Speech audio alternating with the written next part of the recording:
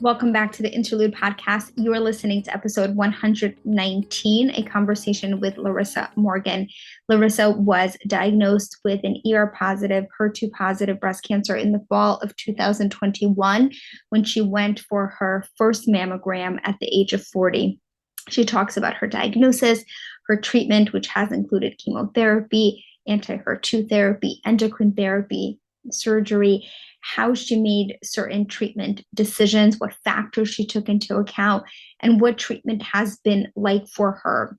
We talk a lot about her mental health throughout the process, her relationships, asking for help, parenting, how she told her kids, and so much more. We talk about the changes that have happened both physically and mentally, and how she is processing and adjusting and taking care of herself, again, both mentally, spiritually, physically throughout the process. Larissa and I actually went to college together, and I'm so grateful to her for taking time today to open up and share her story. And with that, it is my honor to welcome Larissa Morgan to the Interlude podcast. I'm your host, Dr. Eleanor Toplinsky, and I am a board-certified medical oncologist specializing in the treatment of breast and gynecologic cancers. I started the Interlude podcast as a way to share the journeys and experiences of women who are going through cancer. On this podcast, we talk about anything and everything related to the cancer journey, the treatment, and life after cancer. As a reminder, the information discussed on this podcast is not meant to serve as medical advice. Any specific medical questions should be directed to your healthcare team. Larissa, thank you so much for being here. Thanks for having me. I'm excited. So, we go back a long time. Still remember when we ran against each other for student government in college. For some reason, that's like a memory that I stays with me. But I know you've been recently diagnosed and treated with breast cancer, and I wanted to talk about your experience and diagnosis. So can you start by just kind of giving an introduction to who you are, what you do, and all of that? Awesome. Thank you so much for having me. So a little bit about me. I'm a Jersey girl like you are, Jersey girl, born and raised, lived here my whole life.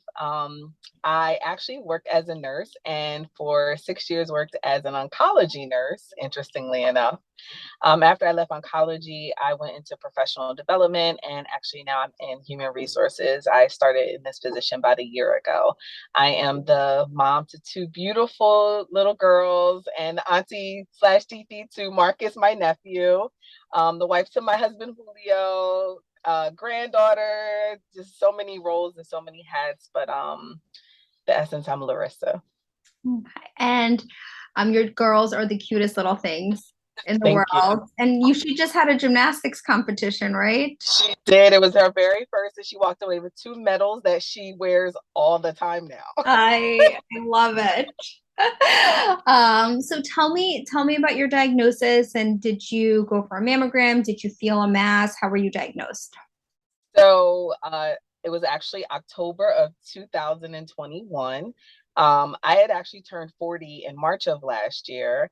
And, you get all the cards like, come get your mammogram time. And they make it so glamorous and stuff. But, being a very busy working professional mom, wife, and everything else, I kind of was like, I'll get to it. I don't have a family history. I'm fine. So it came to be probably said the beginning of September. And my best friend was like, okay, she sent out a group text to me and my other best friend. She's like, okay, ladies, let's get our lives together. Schedule your dental appointment, your physical, your mammograms, all that. And so I'm like, okay, I guess I'll do it. I didn't do it. And she was like, she sent me a message. It was like, okay, I got my this. I check off. I did this, check off. I did that. She had done all of it. And I was like, okay, let me do it. So I started with the mammogram, scheduled the mammogram. My mammogram, I think, was the day after hers. And I went in there, I remember posting a selfie. I had the peace sign up, hey, getting my mammogram.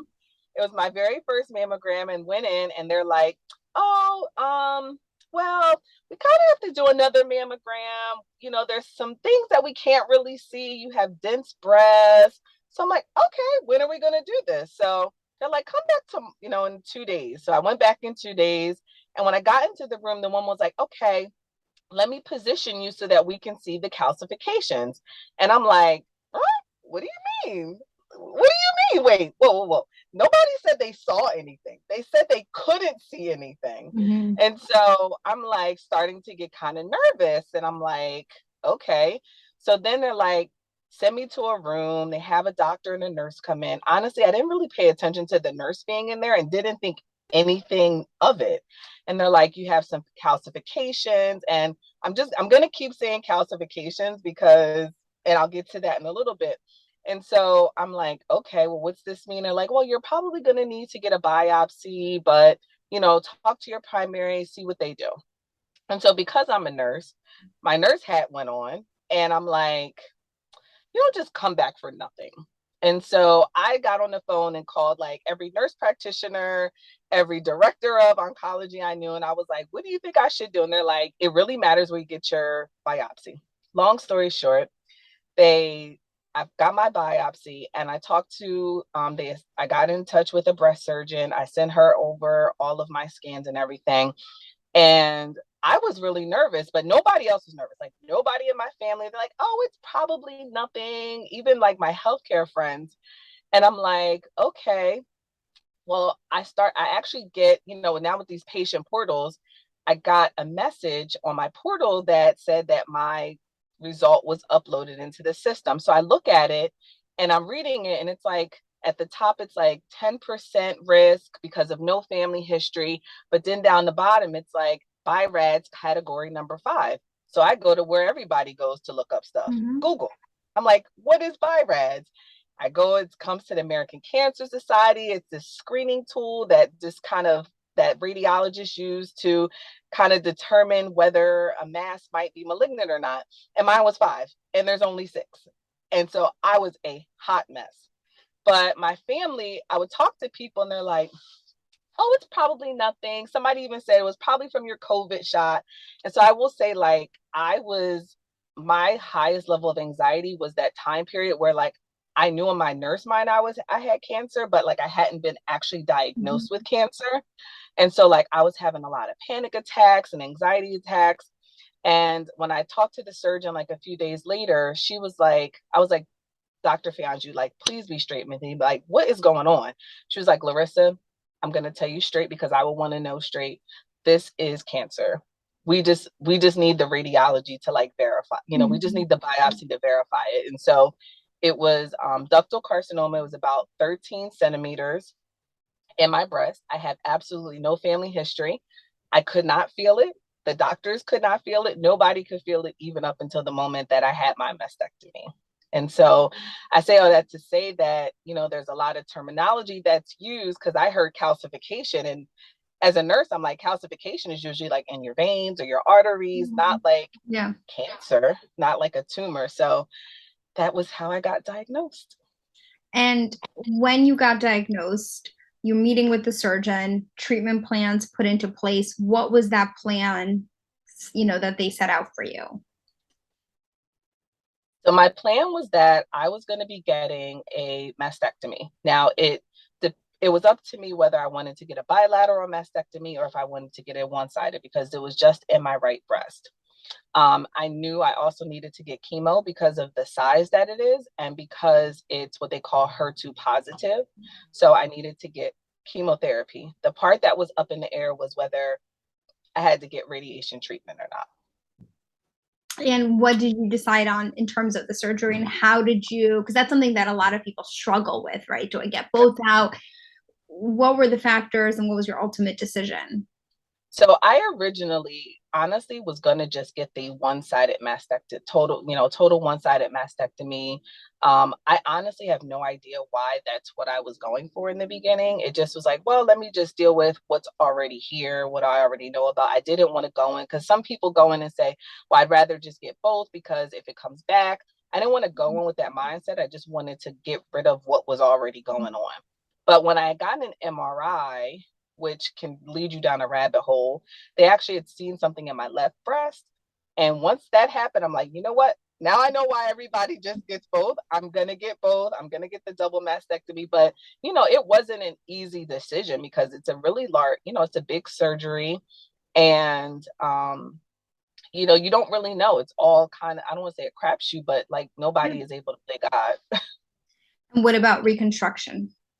So I decided to get I decided to get implants, and I was actually able to get direct implants where the same day that they did the mastectomy, where they removed my breast, they were able to put the implants in, which is not something everybody can do, but the physician was able to do direct implants bilaterally at the time of mastectomy.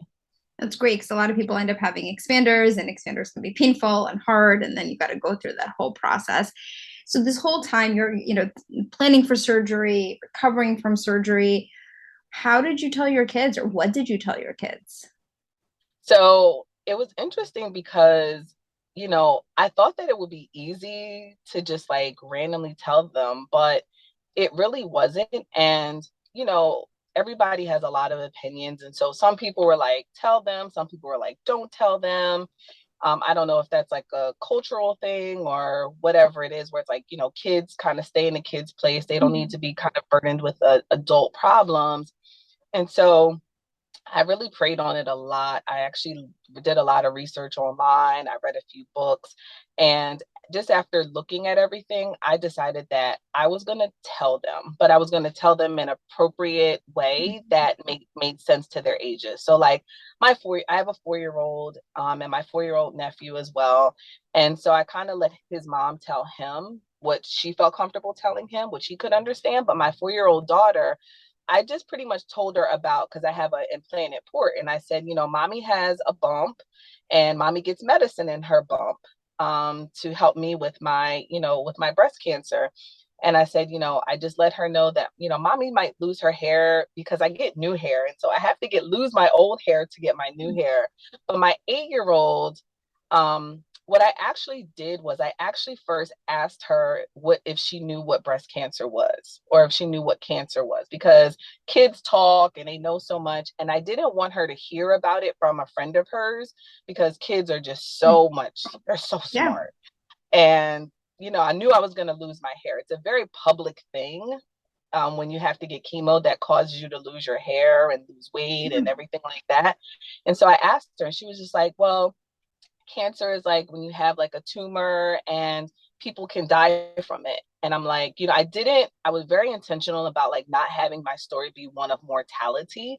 And so I said, I was like, well, do you believe that people can also live from cancer? Just like some people died of COVID and some people lived with COVID. Mm-hmm. And so she was like, yeah. And then she like literally blatantly asked me like, mommy, do you have cancer? And I said, I do have cancer, baby. But know that the kind of cancer that I have, I'm going to get medicine, I'm going to get a surgery, and it's going to take my cancer away. And she said to me, well, are you still going to be able to put me to bed at night? Like, that's all she really cared about at the moment, was like, if she was going to be able to be put to bed every single night. Priorities, 8-year-old priorities. But I think that's important. I think talking to kids on their level, and I love that you asked her what she knew. My kids are 4 and 6, and both of their schools have like breast cancer awareness day where they wear pink. And I'm like, which I think is really nice, but I'm also like, what is my 4-year-old, they know breast Right. cancer because that's what I do. But like, it's just interesting to me that kids are exposed at such a young age. It is. It is. It really is. And what about your relationship with your husband and other people in your life? As you recovered from surgery, started chemotherapy, sometimes it can bring you closer. Sometimes it's a strain. Can you talk about that if it's okay? I think in the beginning, I felt alone, and that wasn't because he was making me feel alone. It was just that I knew, and I think because I was just kind of downplaying it to everybody, everybody's like, oh, it's nothing, or you'll be fine, Mm-hmm. because it helps them. And and so I felt alone until like I actually got the diagnosis. And when I got diagnosed, I honestly, because I'm the health person in the family, I was actually more worried about him than I was worried about myself, because he lost his mom at a young age. And so to think about him having to go through a sickness with the second most important woman in his life, it was very hard for me to think about at the time. But I don't know what divine intervention or what, but he was actually very, very, very open with me about it through the process. Like, he let himself get vulnerable, and he dedicated to be at every single one of my infusion appointments, and we kind of made it like a date night or whatever. And he was there for me, and he was my rock. I had to go out on FMLA for 6 months from work. He held it down, financially, and really helped bring in support that I needed for the household and things like that. He was very, positive, but, also really realistic. And so, I mean, I definitely can see how it can totally rock some marriages, and some, end up in divorce. But he's been amazing. He's been absolutely amazing. That's wonderful. Do you have any advice? I think what I hear a lot from people is that their significant others struggle with that vulnerability, right? And they tend to shut down. And any advice or any conversations that you had together that were really good? I think that I I told him in the beginning that I wanted him to tell about my diagnosis to whoever he needed to tell, that he found the support for him. Mm-hmm. So he's in a fraternity. Him and his fraternity brothers are really close. And I said, if you need to, I was like, tell whoever you need to. Like, if you have to tell the stranger at the grocery store, and, somebody that will listen to you. If you need to tell your business partners or whoever, because you need a person, because I'm usually his person. And so you need to find a person, because I'm not going to really be able to be that person for you. So, I think he just, tapped into the people that he knew, and he talked to them, and he let them know, and they were there to support him. I mean, we've been married. I forget how I lost track now how many years we've been married, but this is not our first bump in our relationship, and I think based on previous bumps that we've had in the road, we really tapped into the tools that we both kind of learned from that experience, and really, dedicated to being vulnerable in the ways that we could be vulnerable. I think what you said about him finding his people is so huge, because you're right. I mean, you're his person, and that happens with a lot of couples and a lot of relationships. And when the caregiver or the caretaker doesn't have support, it's really hard. Yeah, yeah, yeah. And I mean, I will say, like, if people are struggling, like, therapy, I went to my own personal therapist. I went to a therapist at the cancer center. I was willing to call my EAP if I needed a third therapist, and it was able to help me on my side. But I also know that he's open to therapy too. We didn't go through it, but I know he's open to it should we have needed it, because we've been down, we know a counselor, and we've connected to one in the past. So that was very helpful. Yeah, there's so much resistance to mental health treatment during hard, whether it's cancer or some other life-changing event. And I think therapy is so important. And from the beginning, not, sometimes we're focused so much on your physical health, right? All your chemo symptoms, but we don't pay enough attention to mentally how someone is processing and handling and coping.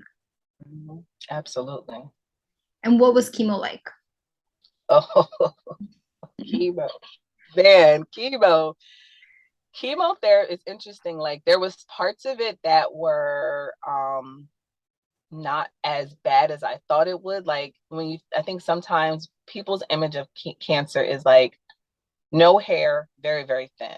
And I lost all of my hair, like, everywhere. And when I say, like, people don't just lose their hair on their heads, they lose it everywhere. Like, my nose hairs, my ear hairs. And you don't realize how important those hairs are until you're constantly got a runny nose because you have no nose hairs. And so, but I didn't lose weight. I gained weight because of the steroids and my inactivity and all of that stuff. I will be honest, at some point in the treatment, I said to myself, I know why some people decide not to do this. Mm-hmm. For me, it wasn't the nausea, the vomiting, it was the extreme fatigue. And the fatigue is what actually led me to go out on FMLA, my family medical leave from my job, because I literally, for like probably 3 days in a row, was working from my bed, and I had not taken a shower because I didn't have any energy to take a shower. I had no energy. My kids were getting like the bare minimal of me. And that's actually the time where like I couldn't put my daughter to bed for some of those times. The fatigue was probably that was like my top symptom that I had. The second one was the nausea. And it came on right after, like literally like right after getting the infusion. Did a lot of I didn't have a lot of vomiting, but the nausea was just constantly there.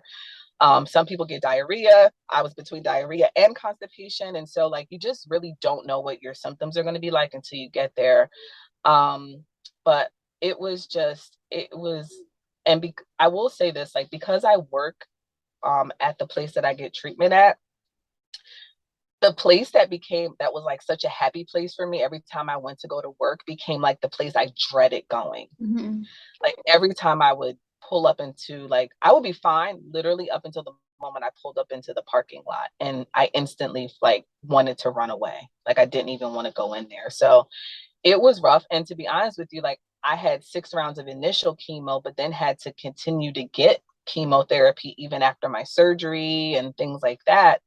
And I was supposed to get 11 cycles of, it was a chemotherapy called Kadcyla, and I honestly had to stop at cycle number 5 because I got such bad peripheral neuropathy I couldn't sleep at night. And so sometimes people think that like the chemo up front is like the only chemo somebody gets, or like the most Mm-hmm. Yeah. worst part of it, but that's like that neuropathy was like right up there alongside the fatigue and the nausea that I had with the first round of chemo. Yeah, the neuropathy from Kadcyla can be really very, very debilitating. It was terrible. It was absolutely terrible. So, how did you approach making that decision to stop it? Was it something that your oncologist suggested? Did you say, I can't do this anymore? Because this is something that people are afraid, I think, to sometimes talk about or ask about. And so they continue to get a drug that's making them feel really awful. Honestly, that was me in the beginning. Like I had had some residual neuropathy from the original round of chemo that I had because I had TCHP.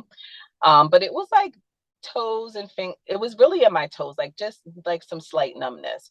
But when I started taking the Kadcyla, it started off by just spreading to my fingers, but it was still just numbness. And I remember going to my doctor, and he says, "Oh, you're having increased numbness like in your hands now." And I'm like, "Yeah, like what's the problem? Like it's just numbness." And he was like, "Oh, well, we're probably gonna have to stop." And I was like, I looked him in the eye and I burst into tears and I said, "Dr. Macklin, I would rather live with neuropathy than to die of cancer. And if this medication is going to guarantee that I don't get it back, we're going to keep going." And so he was like, "I hear you, Larissa, but we really need to just keep an eye on this." And so I probably got through 2 more cycles. And literally one night I was laying in the bed and I woke up and it felt like my feet were on fire, like that they required a fire extinguisher. And this went on for like 3 weeks. And I finally I just cried and cried. I literally mourned the loss of being able to continue with this medication. And it was not an easy decision. But I'm like, I asked him, I said, "Well, how bad could this neuropathy be?" And he's like, "Some people could actually not walk." And I'm like, "Oh, I don't want to get to that point." And so once I started having that like consistent burning pain and like really having a hard time walking and it feeling like I was walking on rocks, even if I was just wearing shoes, I was like, it is what it is. I'm going to have to, I can't live like this is not the kind of life that I want to live. So it was not an easy decision. I prayed and cried over this a lot. Um, but ultimately I did what was best for me based on the quality of life that I wanted to live. And I think quality of life is so important. And what a lot of people, I think we don't make it super clear, or it just kind of gets overlooked, is that the neuropathy can be fine until it's not. Yep. It can be a little bit of numbness until it turns into severity, and we can't always predict, is it No. going to go away? So now that you've stopped it, are you on Herceptin? Did you go back to Herceptin and Perjeta? So I did go back to the Herceptin, and I had my treatment today, and they were like, I think you only have 2 more left. So I think I'm in the home stretch and only have probably 1 or 2 more treatments of the Herceptin left. That's great. And what about the neuropathy now? So it took a while. It took probably a good month to get to a good medication regimen that helped with the neuropathy. I still have the numbness and tingling in my fingers and in my toes. And I will sometimes get like a shooting pain that just feels really, really strange, like like an electrical outlet. Like I put my toe in Mm-hmm. an electrical outlet or something. But it's nothing like it was before. Nothing like it was before. I'm glad that it's better. Thank you. And what about other side effects from treatment? Do you feel like you're coming back to feeling, and it's hard to say like your old self because you're not going to feel like your old self, but how do you feel now compared to when chemo was done and you were recovering from surgery? My stamina has definitely increased from when I first stopped chemo and first had surgery. The nausea is not there like it was at all. Honestly, the only time I get nausea is when I have to go get my infusion. It's like a psychological Mhm. induced nausea. Um, the GI system is still trying to figure out what's going on. So it goes between the constipation and the diarrhea. I do still get the fatigue because I'm also on tamoxifen and Neurontin, and so some of the medications that I'm taking to help with some of the side effects, and the tamoxifen obviously for the kind of survivorship leg of the journey here, can cause hot flashes and night sweats and some more fatigue. But I feel so much better. But it's still a journey. Like I had lost a lot of weight right before I got diagnosed with cancer. And the other day, I'm like, the scale's not going anywhere. I'm working out. I'm trying to work on watch what I eat. And I called my cousin and she had to remind me, she's like, Larissa, like it hasn't even been 6 months since your surgery. Like you have got to be patient with your body and with yourself. So I feel much, much better, but I definitely still have, I'm still trying to get up to where I was before. Yeah, and I mean the tamoxifen can kind of work against you in that sense a little Yeah, bit. So I always try to remind people that you can do all the right things, and then tamoxifen like a boulder coming at you in terms of the weight and metabolism and all of that. Um, absolutely. Now you are a Pelotoner, right? I am a Peloton girl. Love it. Did you Peloton during treatment? Are you back on? So I did Peloton, but my Pelotoning looked different. So for me, there was days where I could not even get up off the couch. And so a meditation is all that happened for the day. I actually increased I probably went from not meditating at all to like being in like the Century Club on meditations in like no time. Um, and when I started to feel better, I did just get on there, like even if it was just 5 minutes or 10 minutes. Or if I did a lot more stretching, tons Mhm. of restorative yoga. I just wanted to make sure that I moved my body. So it looked very different. And so now I'm back to every day doing some sort of activity, at least for 5 days a week or so. I'm still not again where I was before, like running and sprinting. Like they're like run, and I'm like, ha ha, jog. So um, but I'm grateful to be able to move. Because there was definitely weeks and months where I wasn't even really moving like that. Mhm. Was it hard to, having made all those strides right before you got diagnosed? Was it hard, that setback, mentally? It was very hard, and it's still very hard because I'm still, at the weight where I was. And, I don't know, it's like a curse and a blessing. People are like, oh, well, you know what to do to get back to where you were. And I'm like, yeah, I know what it took to get there. And I don't know if I have it in me to do that again right now.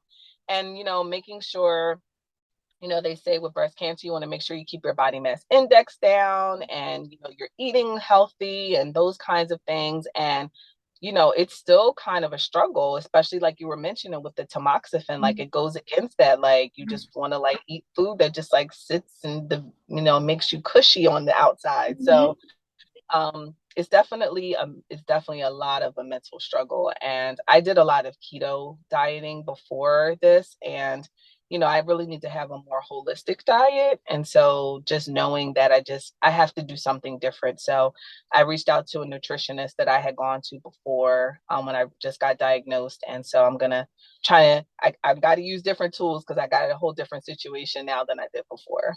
So I think what you said is so important.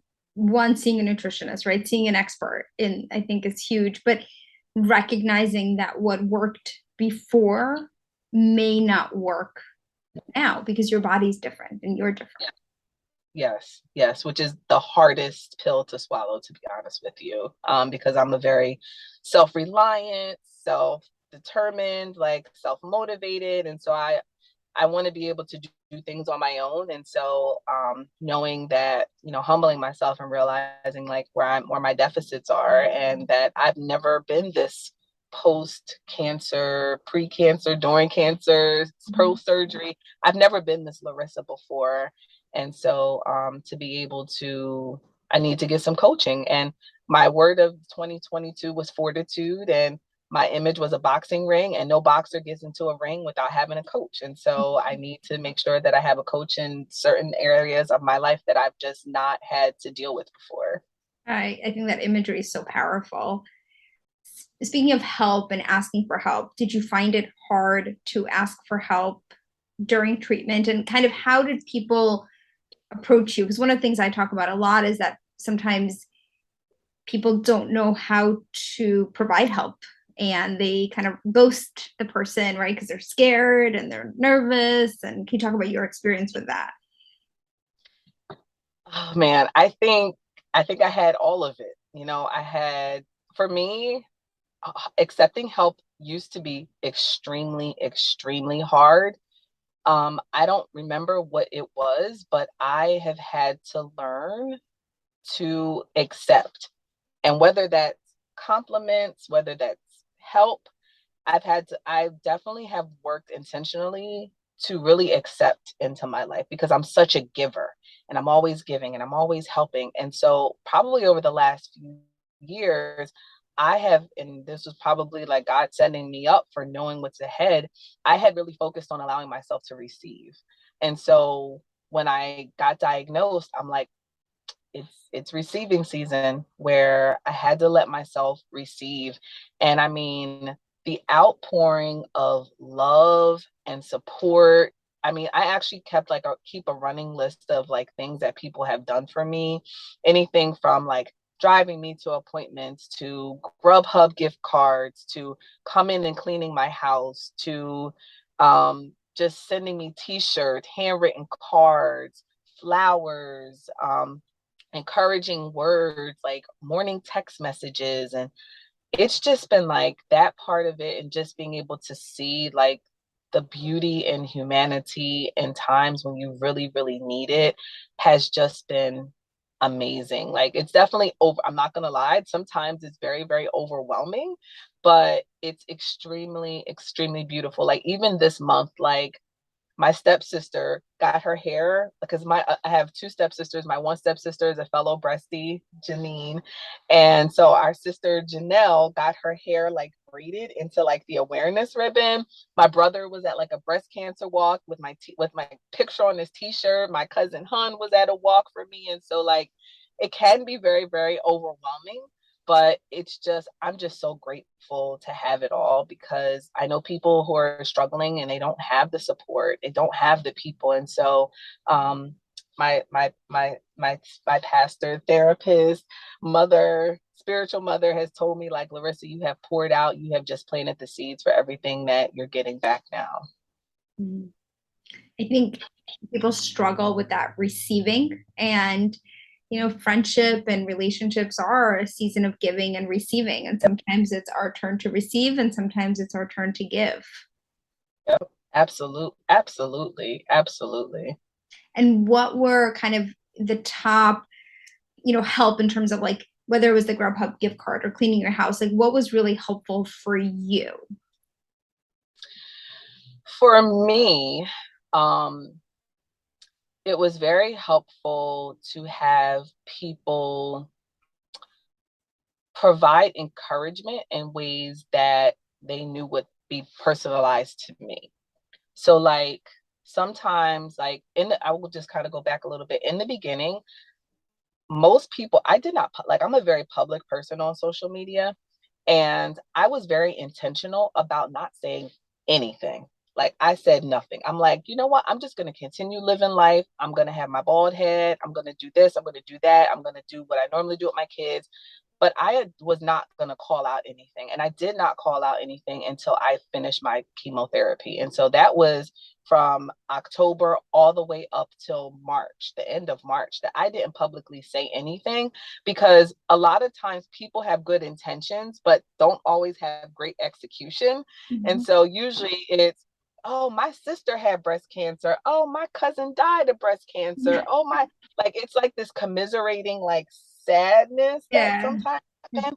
And I needed to maintain my own positivity, develop my own story before I started hearing the words of other people. Mm-hmm. And so the people when who knew me that I was telling in that like moment where I was like most vulnerable, like first getting diagnosed, they were all amazing and just about like being real. I'm going to be honest, those text messages where people were real were the best text messages ever, where it was just like, oh my gosh, I have cancer. And I'm like, WTF.